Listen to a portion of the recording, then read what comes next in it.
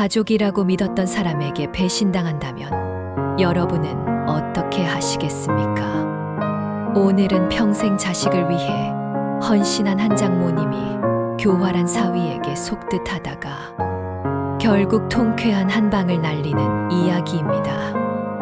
끝까지 보시면 정의는 반드시 승리한다는 메시지를 느끼실 수 있을 겁니다. 지금 시작하겠습니다. 늦가을 햇살이 마을 전체를 황금빛으로 물들이던 날, 박 여사는 여느 때처럼 텃밭에서 배추를 다듬고 있었습니다. 65년 인생, 그중 40년을 이 마을에서 보낸 그녀의 손끝은 거칠었지만 따뜻했습니다. 새벽 4시면 어김없이 일어나 장에 나갈 채소를 준비하고, 낮에는 논밭을 돌보며, 저녁이면 자식들 전화를 기다리는 게 그녀의 일상이었죠. 어머니, 좋은 소식이 있어요. 딸 수진의 목소리가 전화기 너머로 들려왔을 때 박 여사의 얼굴에 미소가 번졌습니다. 서울에서 대기업에 다니던 딸이 드디어 결혼한다는 소식이었습니다. 상대는 같은 회사 과장인 정우라는 남자였죠. 첫 상견례 날, 정우는 깔끔한 정장 차림에 예의 바른 태도로 박 여사의 마음을 사로잡았습니다. 어머님, 앞으로 정말 잘 모시겠습니다. 수진이가 얼마나 어머님을 사랑하는지 잘 알고 있어요. 정우의 다정한 말에 박 여사는 안심했습니다. 결혼식 날 마을 사람들이 모두 나와 축하해 주었고, 이웃집 김씨 아주머니는 부러운 듯 말했죠. 아이고, 박 여사 복도 많네. 사위가 그렇게 번듯하고 인물도 좋다며. 박 여사는 겸손하게 웃으며 대답했지만 속으로는 뿌듯했습니다. 평생 고생하며 키운 딸이 좋은 사람을 만나 행복하게 사는 것, 그것이 그녀가 바라던 전부였으니까요. 정우는 결혼 초반 명절마다 큰 선물을 들고 와서 장모님께 인사드렸고, 마을 어른들께도 깍듯이 예를 갖췄습니다. 농사일을 도와드리겠다며 팔을 걷어붙이는 모습에 동네 어르신들은 입을 모아 칭찬했죠. 저런 사위 어디서 구했나? 요즘 젊은 것들 중에 저런 애가 있긴 하구먼. 박 여사는 그런 칭찬을 들을 때마다 가슴이 벅차올랐습니다. 힘들게 살아온 세월이 보상받는 기분이었달까요. 딸과 사위가 서울에서 잘 살고 있다는 소식만으로도 그녀의 하루는 충만했습니다. 주말이면 가끔 내려와 함께 저녁을 먹고, 정우는 장모님이 해주신 된장찌개가 세상에서 제일 맛있다며 그릇을 싹싹 비웠습니다. 그런 사위를 보며 박 여사는 생각했죠. 이제 정말 걱정할 일은 없겠구나. 딸이 행복하니 나도 행복하다고. 계절이 2번 바뀌고 정우의 태도에 미묘한 변화가 시작되었습니다. 처음엔 너무 작은 변화라 박 여사도 눈치채지 못했죠. 명절에 내려오는 횟수가 줄어들더니 전화통화도 짧아졌습니다. 그러던 어느 추석, 오랜만에 온 가족이 모인 자리에서 정우의 말투가 예전과 달라졌음을 느꼈습니다. 어머니, 아직도 그 낡은 밥솥 쓰세요? 요즘 누가 이런 걸 써요? 농담처럼 던진 말이었지만 그 속에는 날카로운 가시가 숨어 있었습니다. 박 여사는 웃으며 넘겼지만 마음 한구석이 불편했죠. 저녁 식사 시간, 정성껏 차린 나물 반찬들을 보며 정우가 한숨을 쉬었습니다. 매번 이런 것만 먹으니 속이 답답하네요. 서울엔 맛있는 음식이 얼마나 많은데. 수진이 남편을 다 이르려 했지만 정우는 코웃음을 쳤습니다. 마을 어른들과의 자리에서도 정우의 태도는 달라져 있었습니다. 예전처럼 허리를 굽혀 인사하는 대신 고개만 까딱하고 지나가기 일쑤였죠. 특히 박 여사가 마을 이야기를 하면 대놓고 하품을 하거나 핸드폰을 만지작거렸습니다. 시골 촌티가 아직도 안 빠지셨네요, 어머니. 그런 옛날 방식 고집하시니까 발전이 없는 거예요. 정우의 말에 박 여사는 순간 말문이 막혔습니다. 평생 자부심을 가지고 살아온 삶을 한순간에 무시당한 기분이었죠. 하지만 딸을 바라보니 차마 화를 낼 수 없었습니다. 수진의 눈가에 맺힌 눈물을 보며 박 여사는 억지로 미소를 지었습니다. 그래, 내가 좀 구식이긴 하지. 그날 밤 박 여사는 잠을 이루지 못했습니다. 정우가 왜 변했을까? 내가 뭔가 잘못한 걸까? 온갖 생각이 머릿속을 맴돌았죠. 다음 날 아침 정우는 더욱 노골적으로 불만을 표출했습니다. 이 집도 너무 낡았어요. 리모델링이라도 하셔야 하는 거 아니에요. 창피해서 친구들도 못 데려오겠네. 박 여사의 가슴에 못이 박히는 듯 했지만 그녀는 여전히 참았습니다. 딸의 행복을 위해서라면 이 정도는 견딜 수 있다고 스스로를 다독였죠. 하지만 정우의 무례함은 날이 갈수록 심해져만 갔습니다. 초여름 장마가 시작되던 날, 박 여사는 딸네 집에 김장김치를 전해주러 서울에 올라갔습니다. 수진이 회사에 간 사이 집에서 쉬고 있던 정우를 만났죠. 거실에서 TV를 보던 정우는 장모를 보고도 일어나지 않았습니다. 김치는 그냥 현관에 놔두세요. 나중에 수진이가 정리할 거예요. 차 한 잔 대접하지 않는 사위의 태도에 박 여사는 서운했지만 괜찮다며 부엌으로 향했습니다. 냉장고를 정리하던 중 우연히 정우의 전화 통화 소리가 들려왔습니다. 처음엔 업무 전화인 줄 알았는데 내용이 심상치 않았습니다. 자기야, 걱정하지 마. 돈은 내가 해결할게. 장모가 땅도 많이 가지고 있어. 시골 노인네들이 다 그렇잖아. 돈 쓸 데도 없으면서 움켜쥐고만 있지.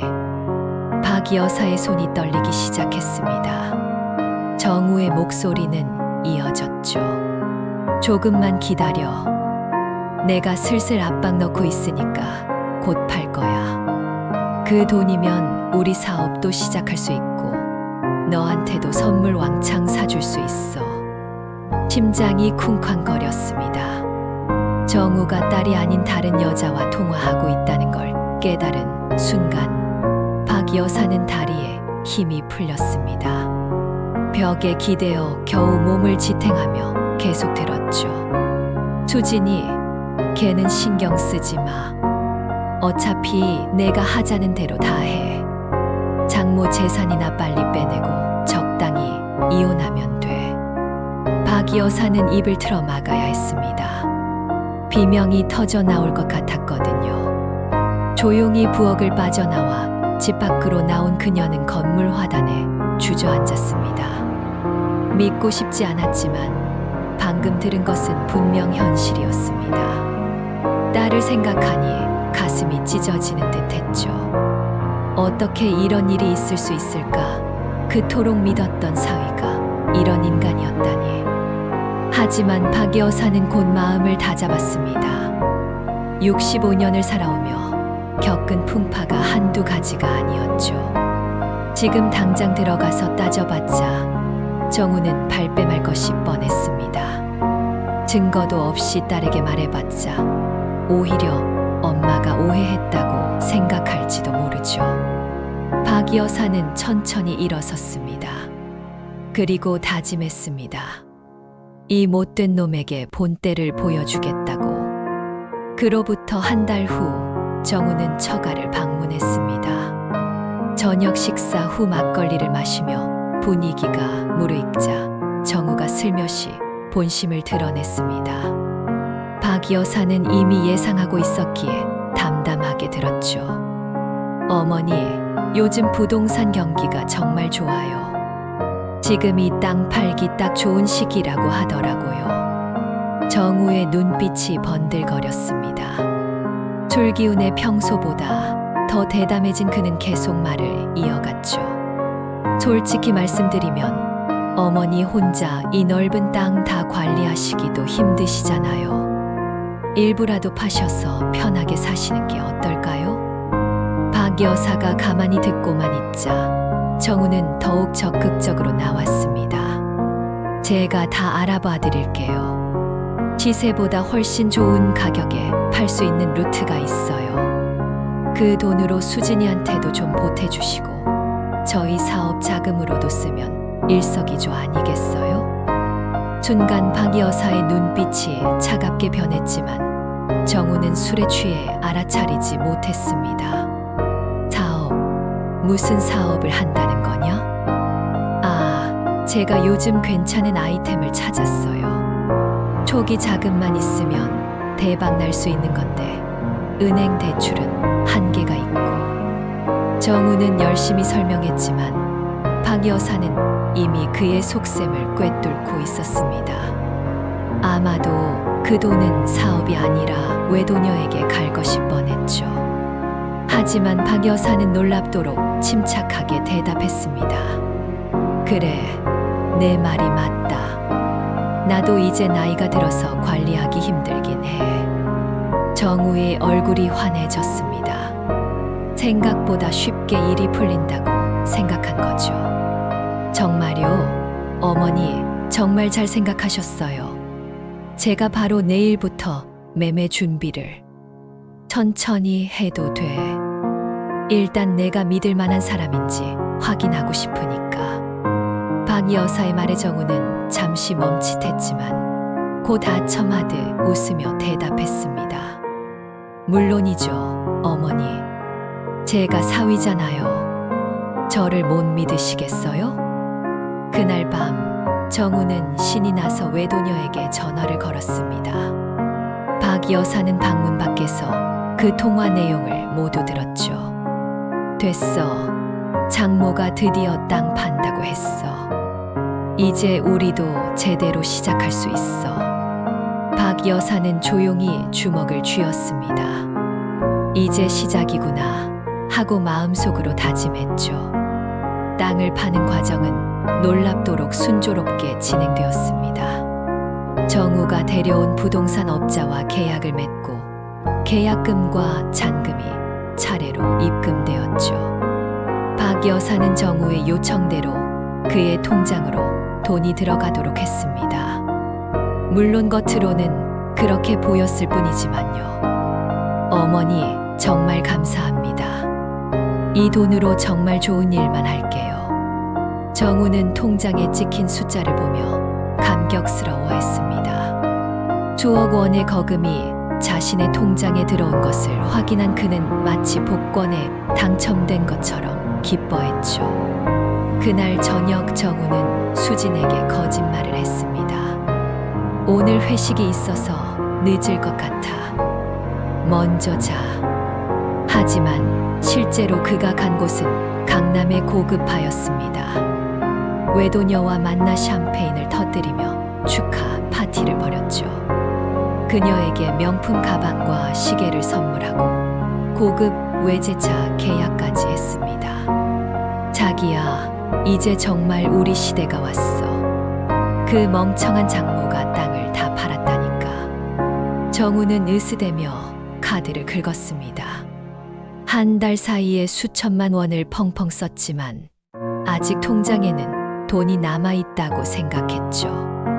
외도녀와 제주도 여행을 가고 호텔 스위트룸에 묵으며 호화로운 시간을 보냈습니다. 수진에게는 출장이라고 거짓말했고요. 그러던 어느 날 정우는 통장 잔고를 확인하려다 깜짝 놀랐습니다. 분명 수억이 있어야 할 통장에 단돈 1,000원만 남아 있었던 겁니다. 처음엔 은행 전산 오류라고 생각했죠. 황급히 은행에 전화를 걸었습니다. 고객님, 확인 결과 정상 처리된 것으로 나옵니다.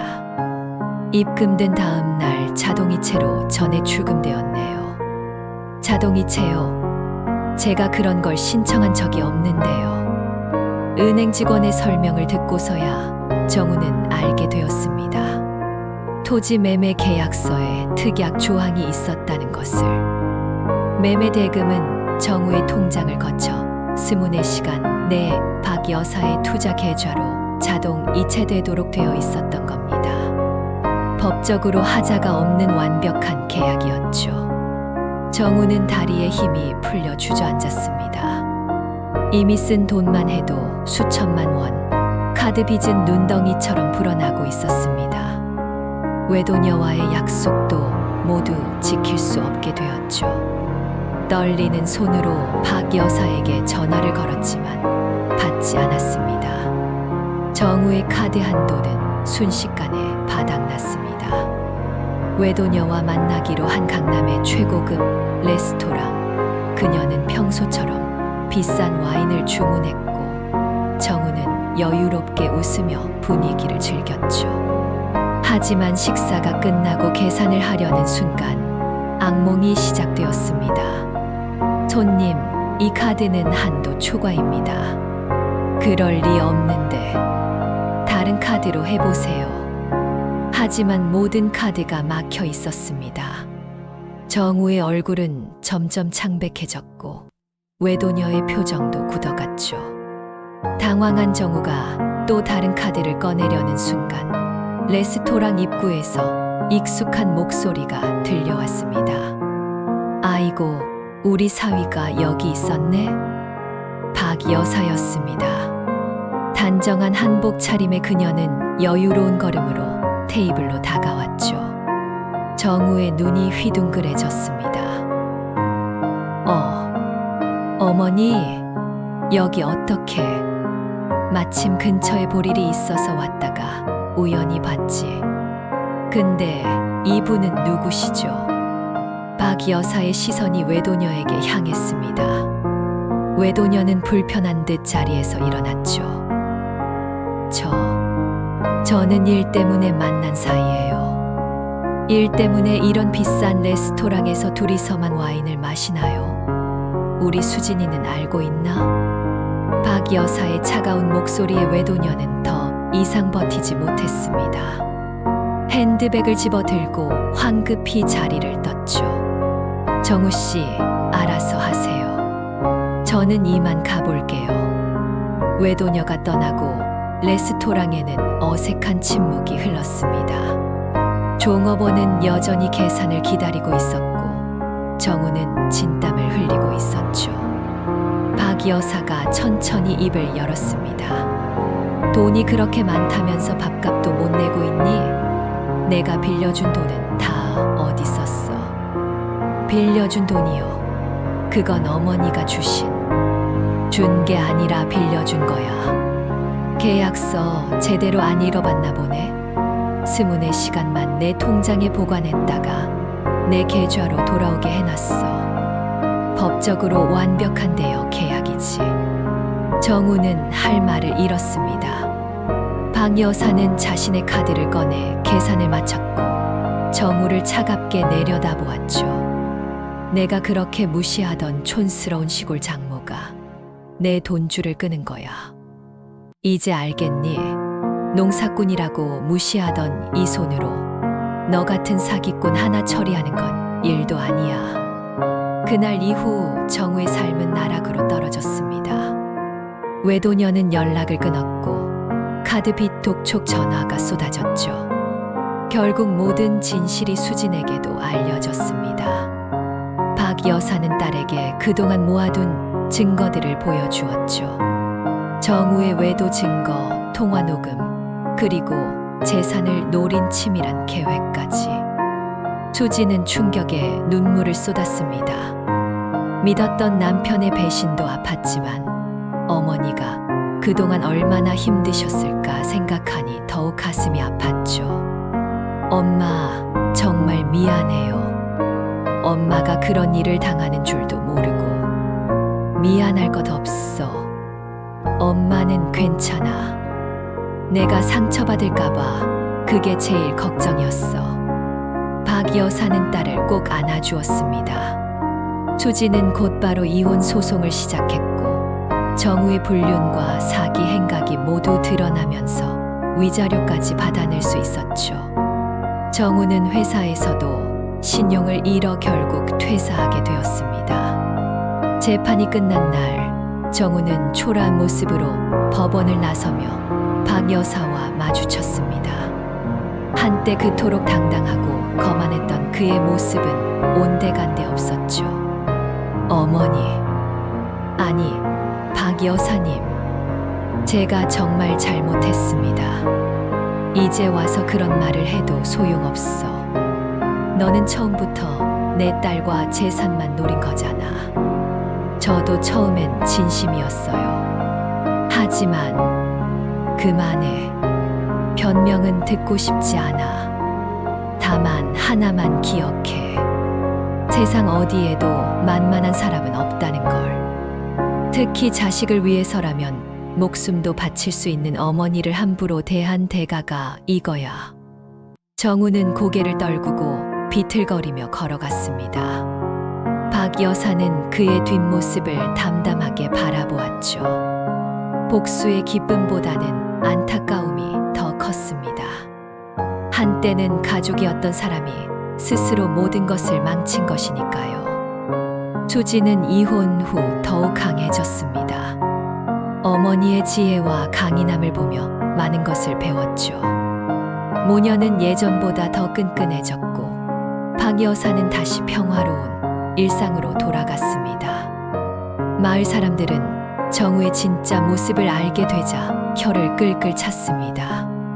아니, 그렇게 점잖아 보이던 사람이 그런 인간이었다니. 박 여사가 독한 것도 아니고 얼마나 참았으면 그랬겠어. 오히려 박 여사의 현명한 대처에 감탄하는 사람들이 많았죠. 1년이 지난 봄날 박 여사는 여전히 텃밭에서 일하고 있었습니다. 수진이 새로운 사람을 만나 행복하게 지낸다는 소식을 들으며 미소 지었죠. 그때 젊은 며느리가 찾아왔습니다.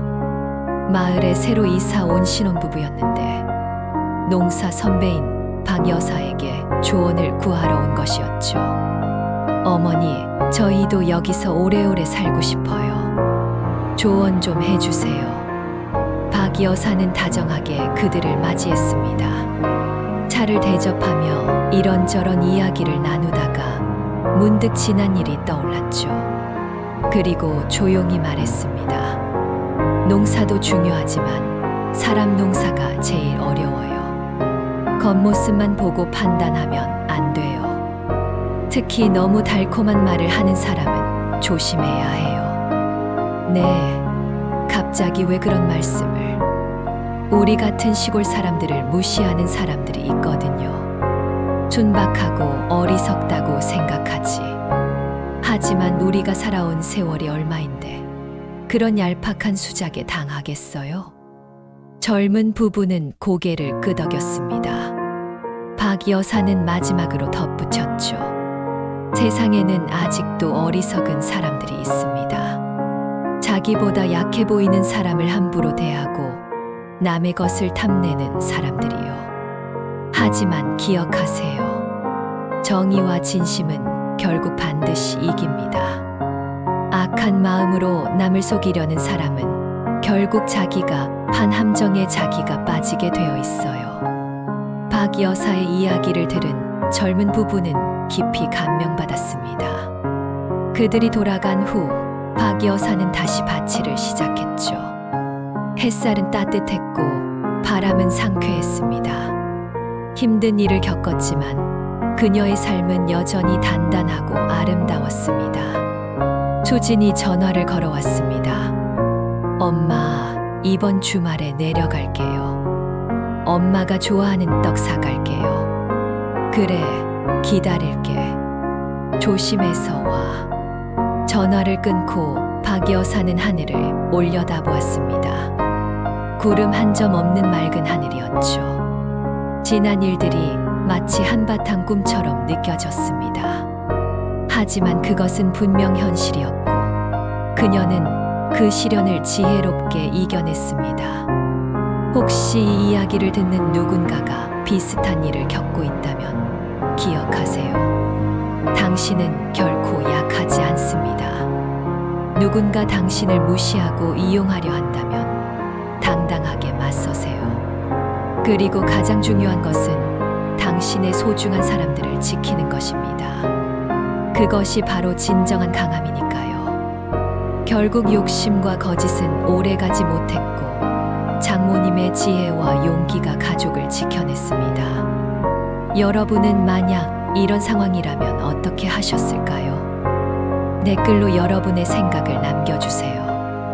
그리고 앞으로도 더 많은 이야기와 따뜻한 드라마를 만나고 싶으시다면 구독과 좋아요, 알림 설정 꼭 부탁드립니다. 지금까지 드라마 힐링 극장이었습니다.